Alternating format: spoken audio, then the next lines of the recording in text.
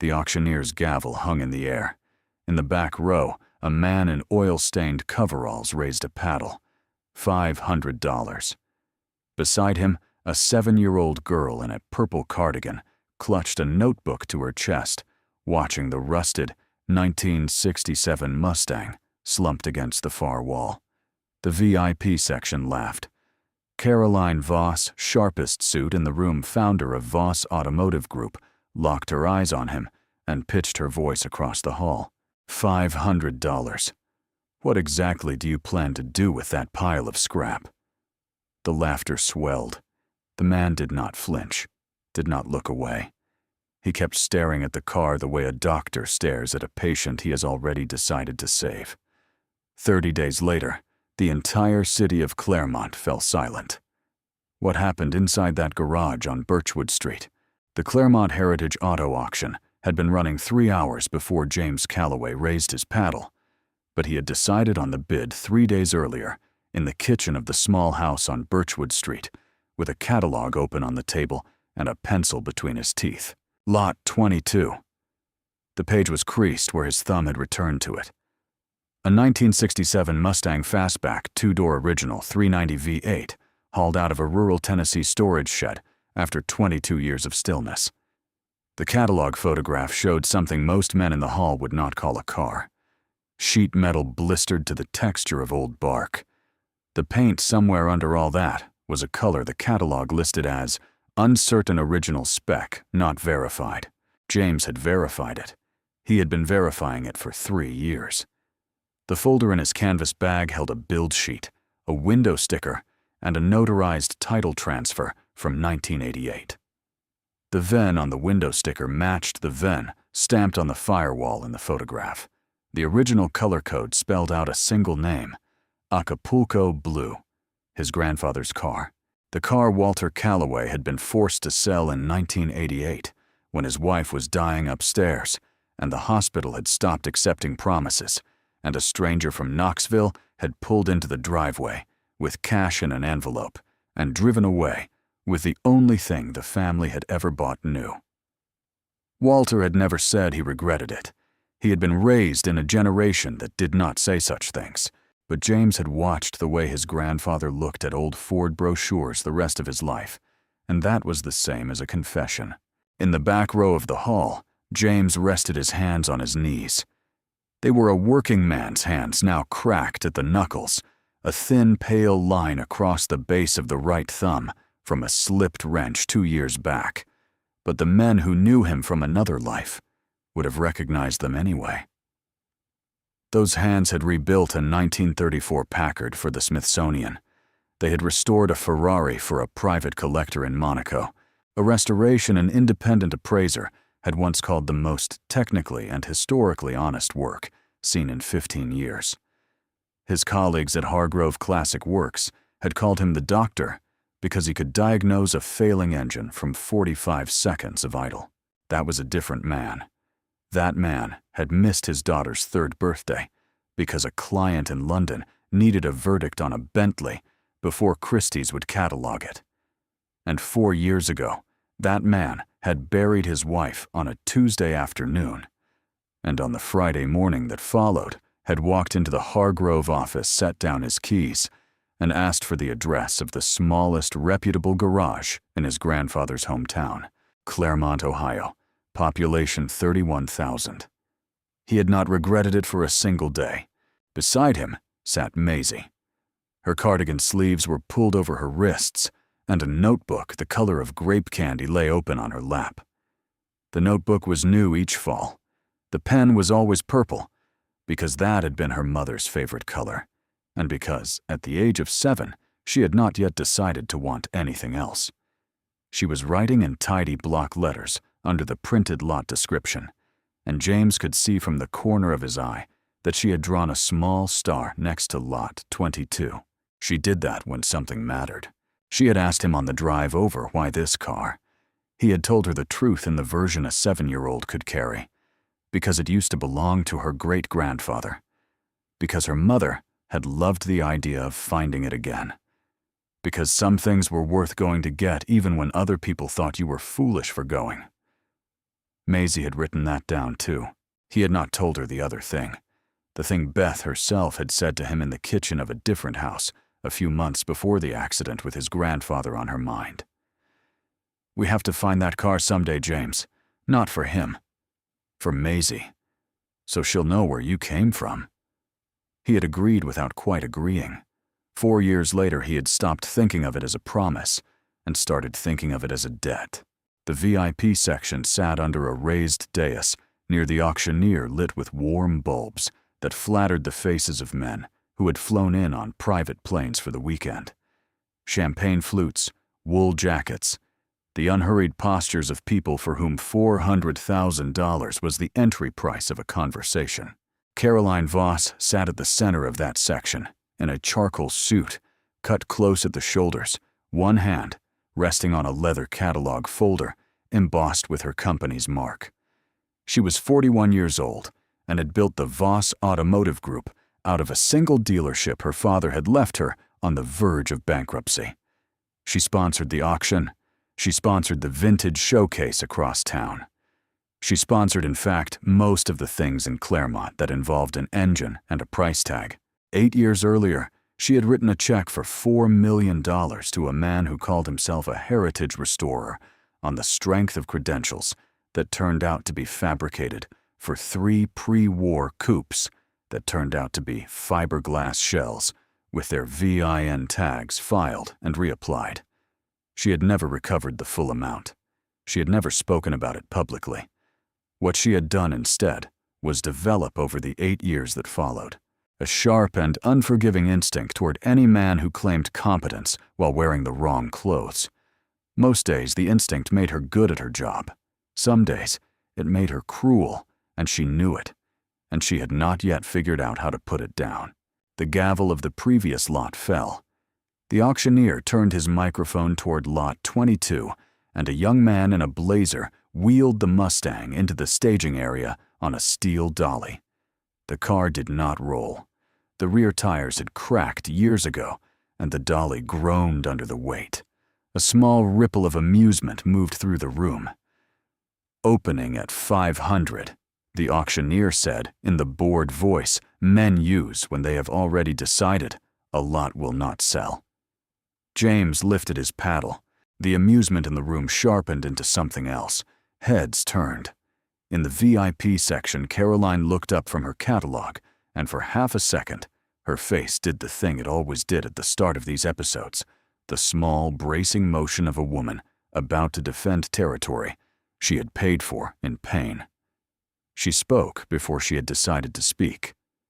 $500? Her voice carried clean to the back of the hall. What exactly do you plan to do with that pile of scrap? The laughter that followed was the laughter of 100 people who had been waiting for permission. It went on for several seconds. A photographer in the press box turned and took a picture. In the VIP section, a man in a green tie clapped Caroline lightly on the shoulder, the way men do when they want to associate themselves with a winner. James did not turn his head. He kept his eyes on the car.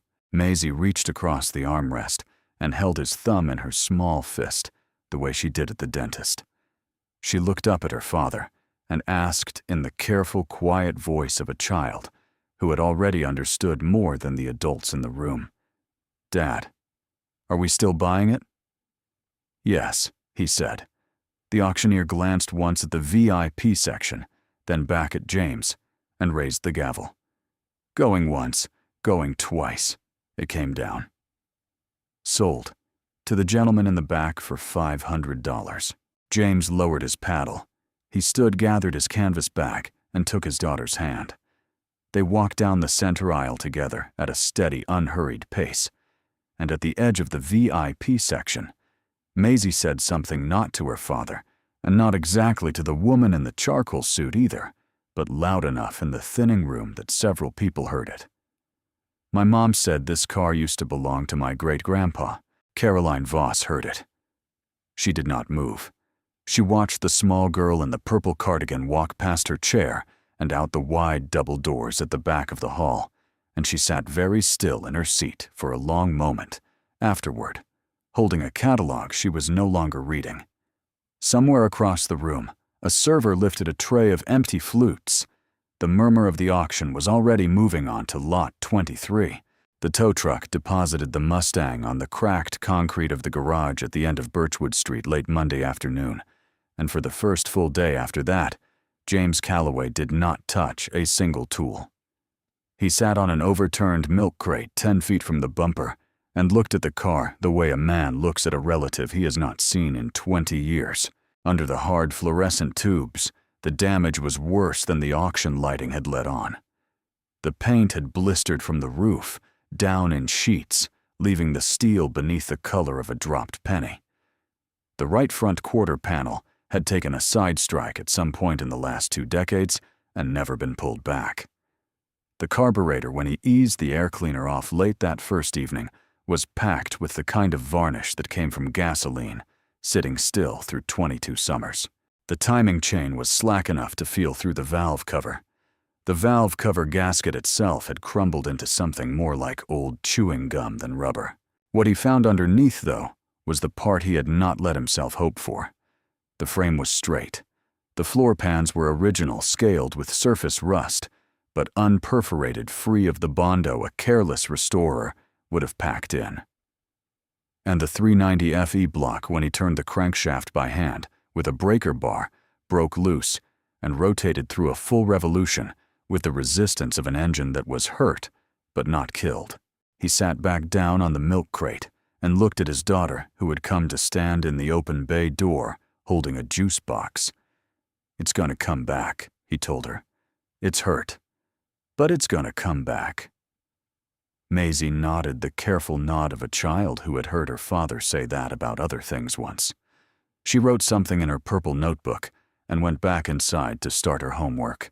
Late that night alone, James pulled the driver's side door panel and felt along the bottom of the cavity where the original window crank assembly sat. There, folded into a tight square and pressed flat against the bottom of the steel, was a page from a fuel logbook in his grandfather's handwriting. 3 entries.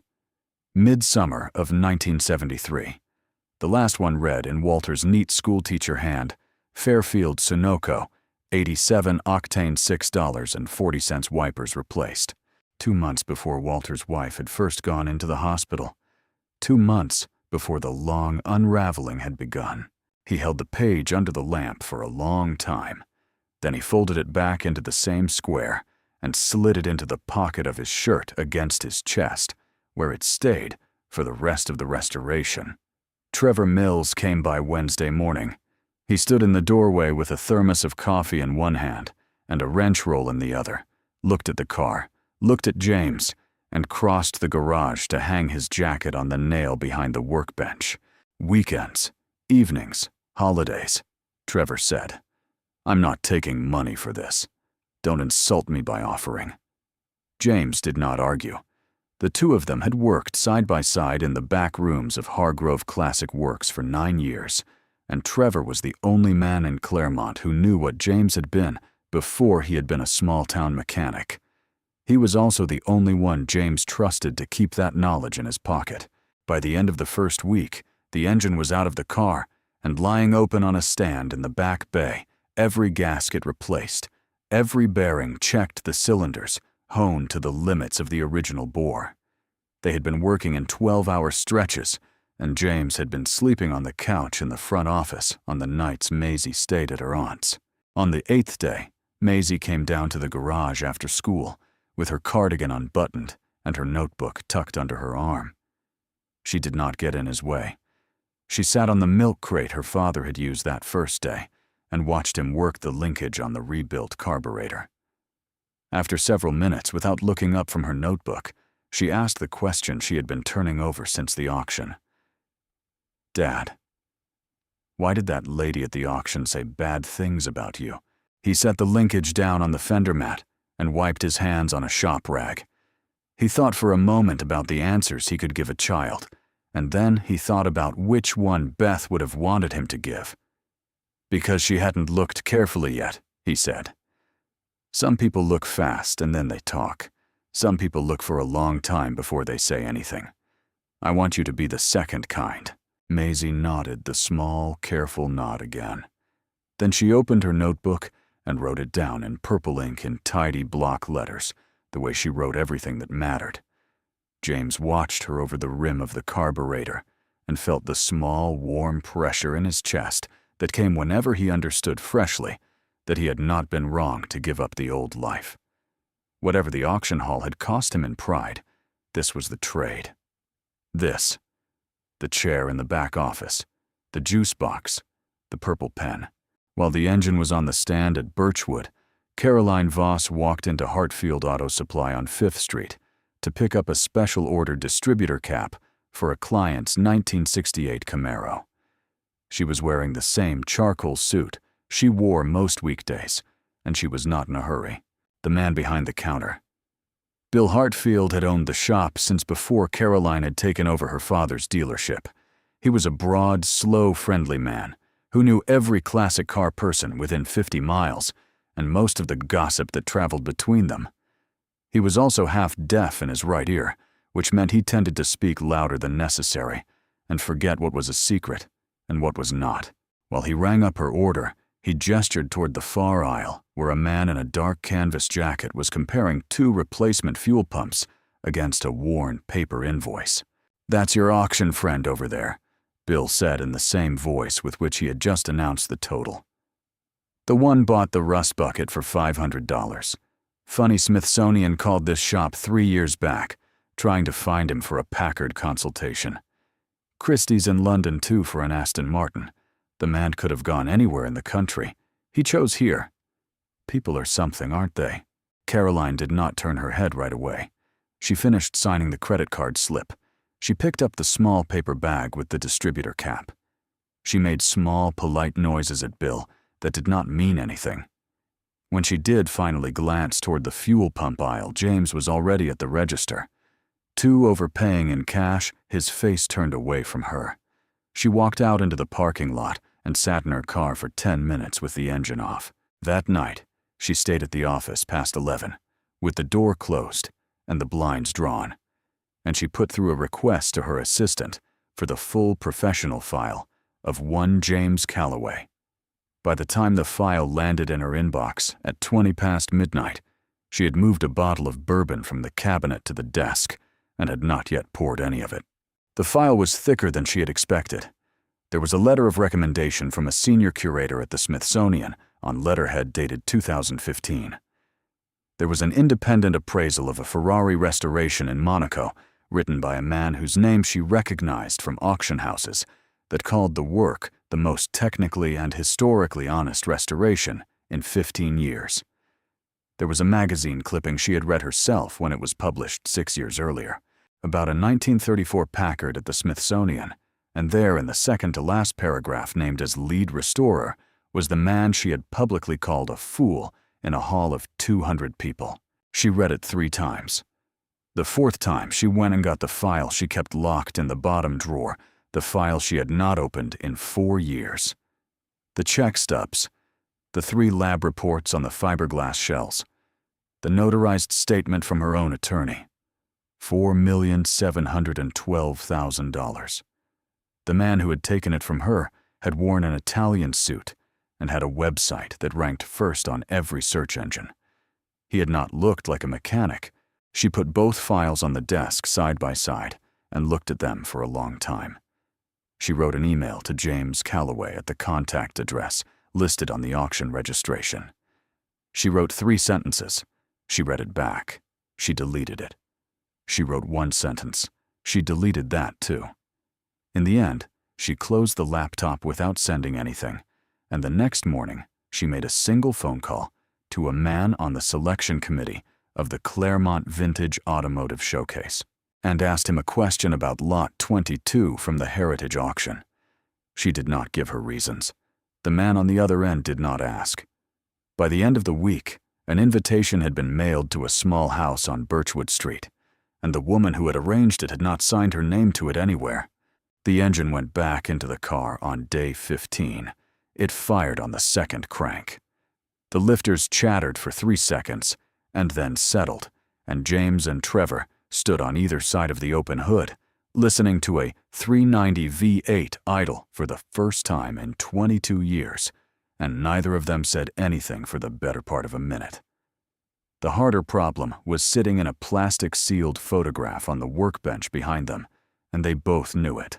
The original color of the car, Acapulco Blue, had been a Ford factory specification mixed by DuPont in 1967, and the exact DuPont formula had been discontinued from the catalog in 1991. 3 of the largest classic car paint suppliers in Ohio could deliver something close. Close was not what James was after. Close meant the car would read to any restorer who knew the mark as a respectful approximation. Honest meant the car would read as itself. On the 16th day, he climbed up into the attic of the Birchwood house and pulled down the canvas duffel he had not opened since the week he had walked out of Hargrove. Inside, it was a 3-ring binder, 8 inches thick, with the original DuPont color formulas his department had compiled over 20 years of restoration work.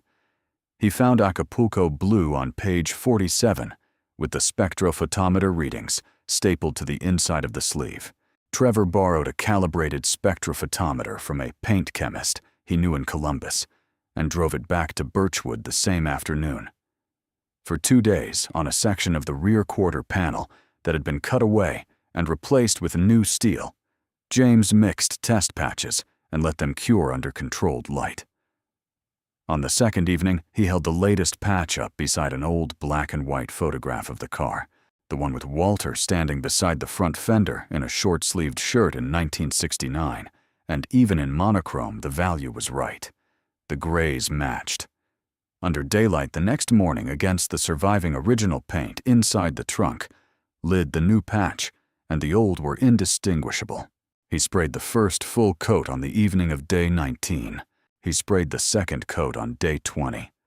And on the morning of day 21, when the booth lights came up and he walked around the car with the slow attention of a man doing his own quality control, he saw what no client would ever have seen, and what every honest restorer would notice in a heartbeat.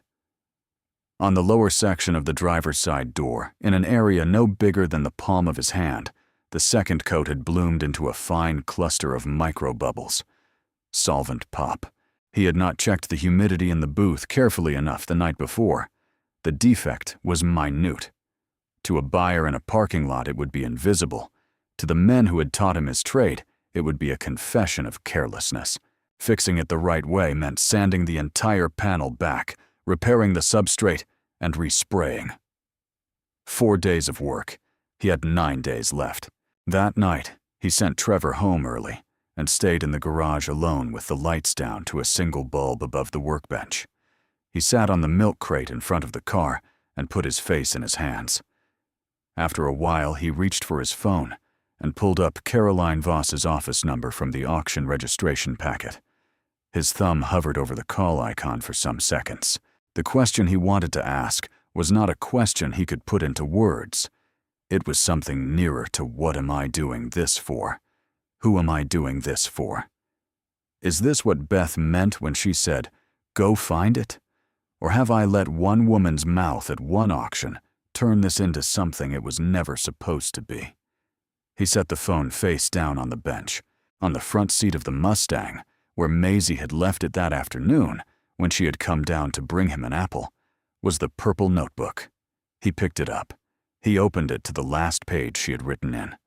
Underneath the date in her tidy block letters, she had copied out the sentence he had given her in the garage 2 weeks earlier, the one about the 2 kinds of people. He read the page once. He closed the notebook. He put it back exactly where she had left it. He went and got the longboard sander down off the wall and started taking the door panel back to bare steel by hand, because that was the way the men who had taught him his trade would have done it, and because his daughter, who could not see him at that moment, was the only person in the world whose opinion of him he had any right to care about. He worked until 3:20 in the morning. When Trevor showed up at 6 with 2 paper cups of coffee, he found the door panel sanded clean and the booth swept, and he did not ask what had happened. He set one of the cups on the workbench, and he started laying out the spray equipment for the second attempt. The invitation from the Claremont Vintage Automotive Showcase arrived in the Birchwood mailbox on the morning of day 29. center pad formal placement, a position normally reserved for cars, hand-selected by the showcase committee. James turned the envelope over twice, looking for a name, and did not find one. He had not applied. He had not been recommended by anyone he knew. He showed it to Trevor and to Maisie that night at the kitchen table, and Trevor said, "Good," and Maisie added a new column to the page in her notebook, where she had been counting down the days. 29. 1 star. 1 showcase pin drawn carefully in the margin. What James did not know, and what he would not know for some time, was that Caroline Voss had sat in her own office that same morning with the showcase committee's confirmation on her desk, and had told her assistant, in the same flat tone she used for quarterly reports, that this year she would attend the showcase from the public floor. Not from the VIP tent. I'll be on the floor with everyone else. The assistant had nodded the way assistants do when they have learned not to ask follow-up questions. The last thing was Trevor. On the evening of day 27, Trevor told James he had to drive to Cleveland for 2 days to deal with something for his sister. James did not look up from the polishing wheel. He nodded. He said he would manage the final assembly alone. Trevor took his jacket off the nail and left. He did not drive to Cleveland. He drove 12 hours south and west to a small assisted living facility on the edge of Tulsa, where a man named Walter Calloway had been living in a corner room since the previous spring. The room had a single window facing a parking lot and 2 photographs on the dresser, one of Walter's wife in 1966 and one of a curly-haired boy of about 8 years old, taken in front of a car whose color did not show up in the black and white print. Trevor sat in the chair beside the bed and laid 2 photographs on the blanket over Walter's knees.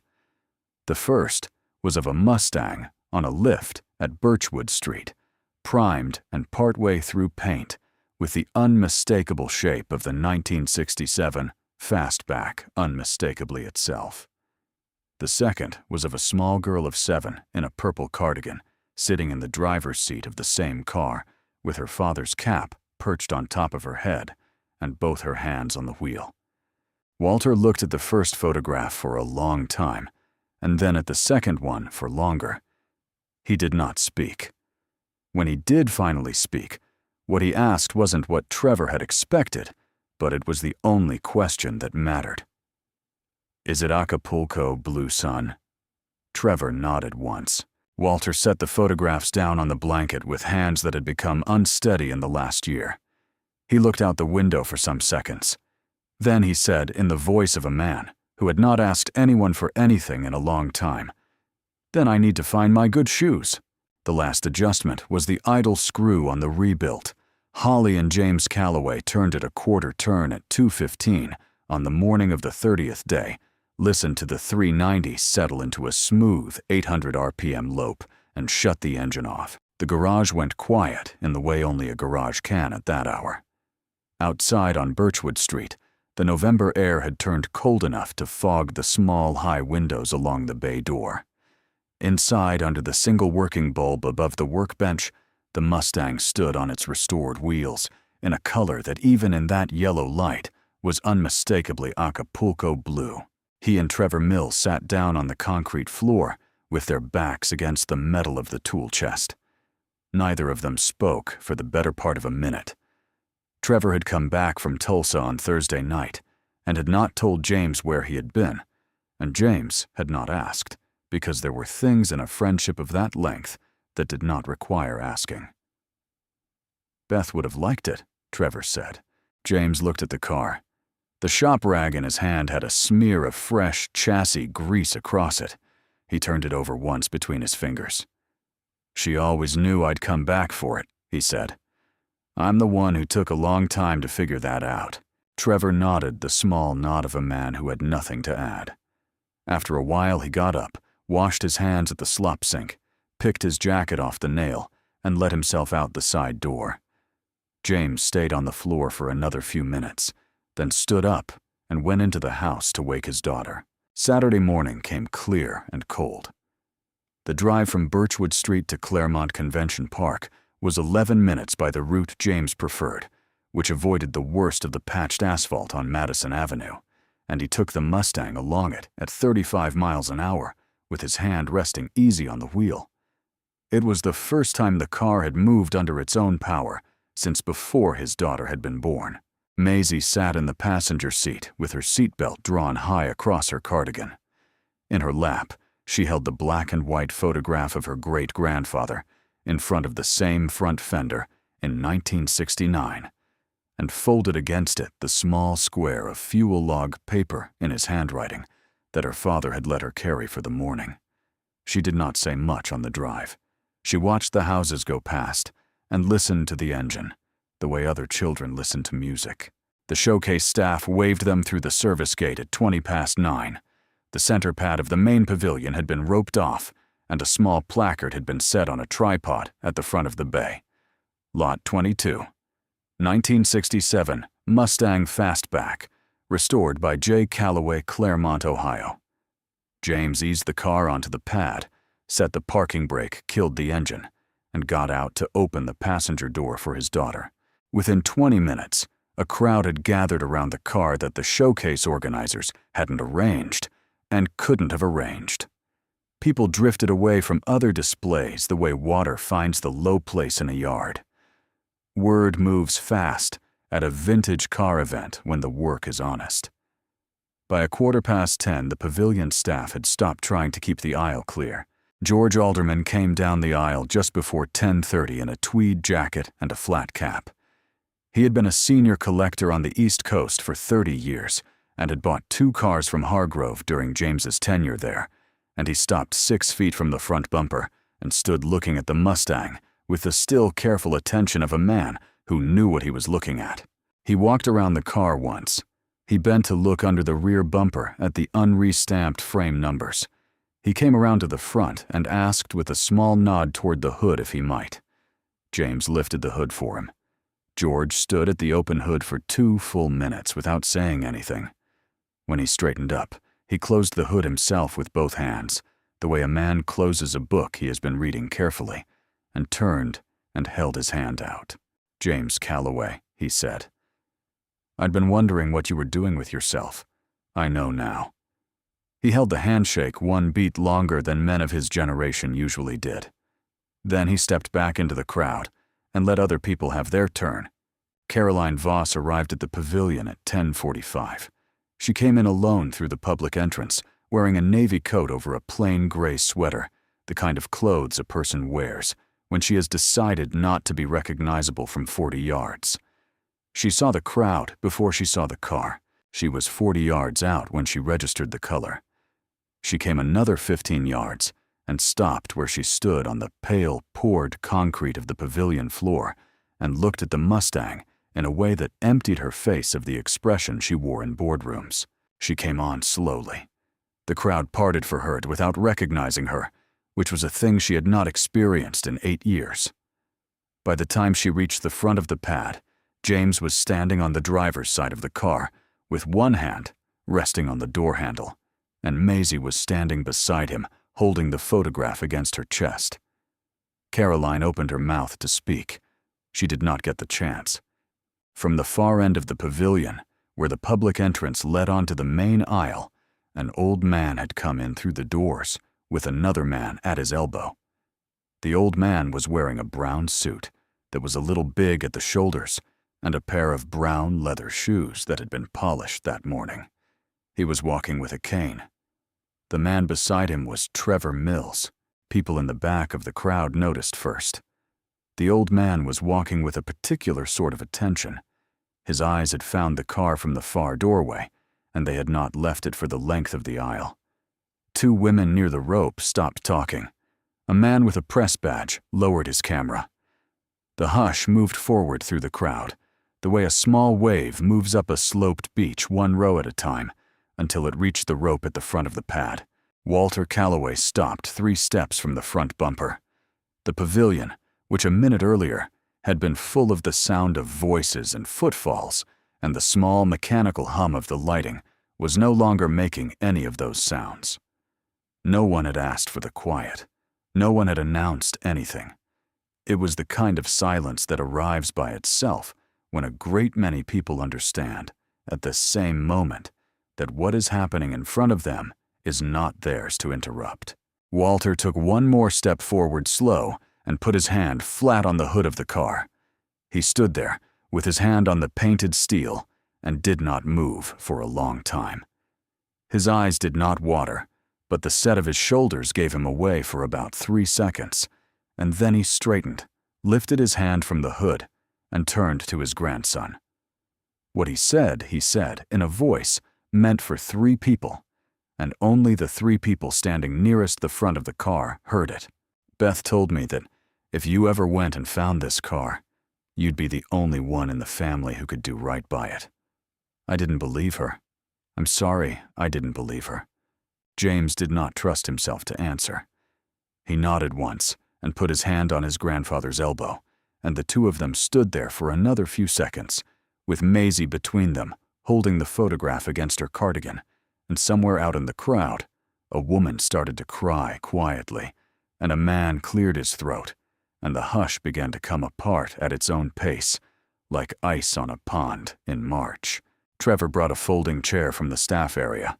Walter sat down beside the front fender, with one hand still resting against the chrome, and let people approach him a few at a time, the way they had been approaching the car. Caroline waited until then. She did not step into the moment that did not belong to her. When the small circle around the front of the car loosened, she came around to the driver's side, where James was standing, and she stopped within speaking distance and waited until he turned to face her. She did not begin with an apology. She began with the truth. 8 years ago, she said, a man who called himself a heritage restorer took $4 million from me and gave me back 3 fiberglass shells with filed VIN tags. I never recovered the full amount. I have spent the 8 years since then taking that wound out on every man I have decided too quickly might be the same kind of man. I used you for that at the auction. That is not an excuse. It is the explanation I owe you. I am sorry. To you and to your daughter. James looked at her for a long moment. He did not answer right away, because what she had said had cost her more than the words showed, and any quick answer would have lessened it. It was Maisie who answered her in the end. She looked up at Caroline with the same steady consideration with which she watched her father work a carburetor, and what she said came out exactly the way she had written it in her purple notebook 2 weeks earlier. My dad says some people look fast, and then they talk, and some people look for a long time before they say anything. You're learning to be the second kind, so it's okay. Caroline took 5 full seconds to answer. When she did, all she did was nod once and step back. Whatever face she had walked in with had been put down somewhere in the last minute, and the woman left standing in its place was a person James found to his own surprise that he could imagine working with. The judging panel announced the Best Restoration and Best in Show awards at 12:30 in the afternoon. Both went to the 1967 Mustang Fastback on the center pad, with the highest combined score in the history of the Claremont Vintage Automotive Showcase. The trophy was handed to James, who handed it without ceremony to Walter, who kept it in his lap for the rest of the afternoon. Caroline came back once more before the show ended. She did not bring papers. What she said was that the Voss Automotive Group intended to open a heritage division in the spring, and that the division would need a director, and that she could think of one person in the state of Ohio she would want in the chair. James did not say yes. He did not say no. He told her his terms in the order in which they mattered to him.